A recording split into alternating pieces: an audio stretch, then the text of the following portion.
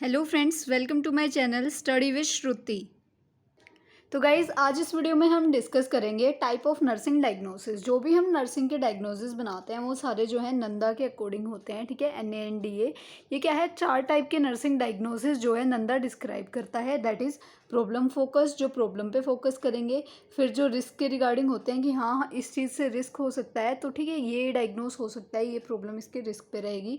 Health promotion, जिससे कि health का प्रमोशन हो। और उसके बाद सिंड्रोम नर्सिंग डायग्नोसिस, जो किसी सिंड्रोम वगैरह को, एक क्लस्टर ऑफ चीज़ों को, ठीक है, मतलब जिसमें क्या होगा कि कुछ क्लस्टर्स होंगे डिजीज़ के, छोटे छोटे डिजीज़ बना के क्या है एक पूरे प्रॉपर एक क्लस्टर ऑफ डिजीज़ एक सिंड्रोम बना लेती हैं। तो वो डायग्नोसिस जो है यहाँ पे होते हैं।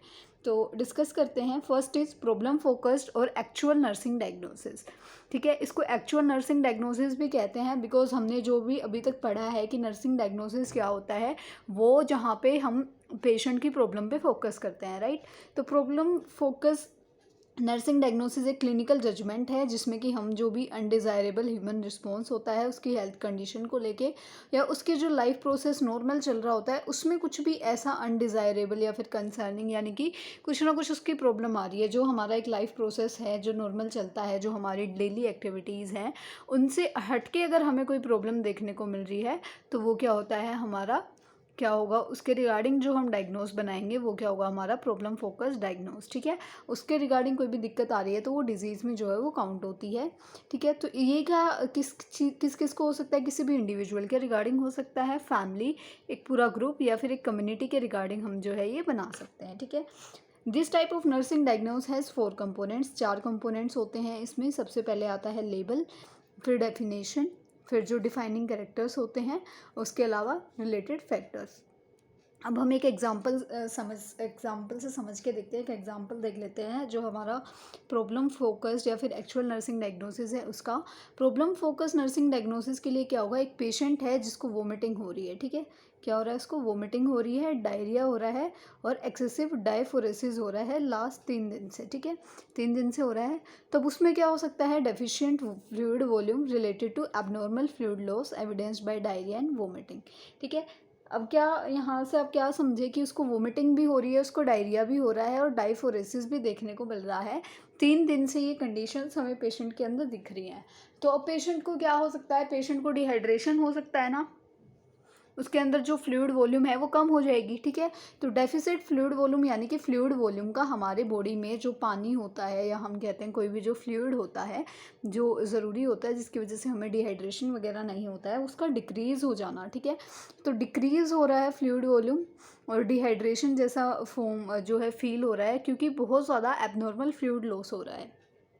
नॉर्मली हमारी बॉडी से फ्लूइड लॉस जो है स्वेटिंग वगैरह की वजह से होता है, ठीक है। लेकिन अगर हमें वोमिटिंग हो रही है और डायरिया हो रहा है तो उसकी वजह से बहुत ज़्यादा फ्लूइड जो है हमारी बॉडी से लॉस होता है, तो उसकी वजह से हमें क्या है, डेफिशिएंट फ्लूइड वॉल्यूम देखने को मिलेगा।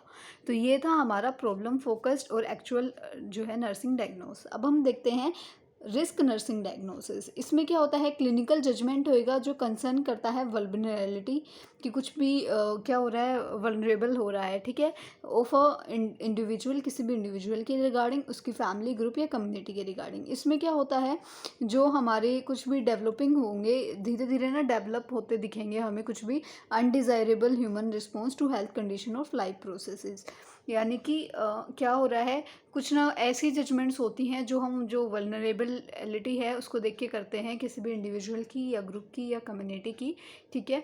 इसमें क्या होगा, जो पेशेंट है उसके कुछ ना अनडिज़ायरेबल, ठीक है, चेंजेस उसको देखने को मिलेंगे। वो ऐसे रिस्पॉन्स करेगा उसकी हेल्थ कंडीशन को लेके जो कि डिज़ायरेबल नहीं होता है, या उसके लाइफ प्रोसेसेस को लेके। अब इसमें क्या है, एग्जांपल देखते हैं। If the diarrhoea persist and weakens interfere with the patient normal perineal hygiene, the patient might be at risk for skin breakdown. This is written at the risk diagnosis for impaired skin integrity, ठीक है। यहाँ पे आप क्या समझ रहे हो कि किसी पेशेंट को बहुत टाइम से डायरिया है, ठीक है, जिसकी वजह से क्या हो रहा है, वो अपनी जो पेरिनल जो केयर है वो अच्छे से नहीं कर पा रहा है, अपना हाइजीन अच्छे से मेंटेन नहीं कर पा रहा है, जो पेरिनियल हाइजीन है, बिकॉज उसको डायरिया बहुत सीवियर वाला है और बहुत टाइम से रह रहा है, ठीक है। मतलब डायरिया उसका ठीक ही नहीं हो पा रहा है, ठीक है। तो पेशेंट की स्किन ब्रेकडाउन का रिस्क हो सकता है ना। हम देखते हैं कि जब हमने अगर किसी पेशेंट को, हमने बेड रिडन है कोई पेशेंट, पेशेंट और हम उसकी पोजीशन चेंज नहीं कर रहे हैं, तो स्वेटिंग की वजह से या फिर आपने देखा होगा कि जो लोग बहुत ज़्यादा ओबीज होते हैं तो उनकी स्किन में जो फोल्ड पड़ जाते हैं, स्किन फोल्ड्स, वहाँ पे अगर वो हाइजीन प्रॉपर मेंटेन नहीं करते हैं तो एक्सेसिव स्वेटिंग या फिर वेटनेस की वजह से वहाँ पे क्या है, उनकी स्किन के ब्रेक डाउन होने के चांसेस होते हैं। तो वही चीज़ यहाँ पे भी दिखी गई है कि स्किन का ब्रेक डाउन होने के चांसेस हैं, जिसकी वजह से यहाँ का डायग्नोस क्या बनेगा कि रिस्क डायग्नोसिस बनेगा, risk for impaired skin integrity, कि जो स्किन की इंटीग्रिटी है, जो स्किन है उसका ब्रेक डाउन हो सकता है, इस चीज़ का रिस्क है, इस पे ध्यान देना ज़रूरी है, राइट। तो हम उस चीज़ पे फिर उसके रिगार्डिंग ध्यान दे सकते हैं, ठीक है। उसके बाद नेक्स्ट आता है हेल्थ प्रमोशन नर्सिंग डायग्नोसिस, ऐसा नर्सिंग डायग्नोसिस जिससे हेल्थ का प्रमोशन होता है।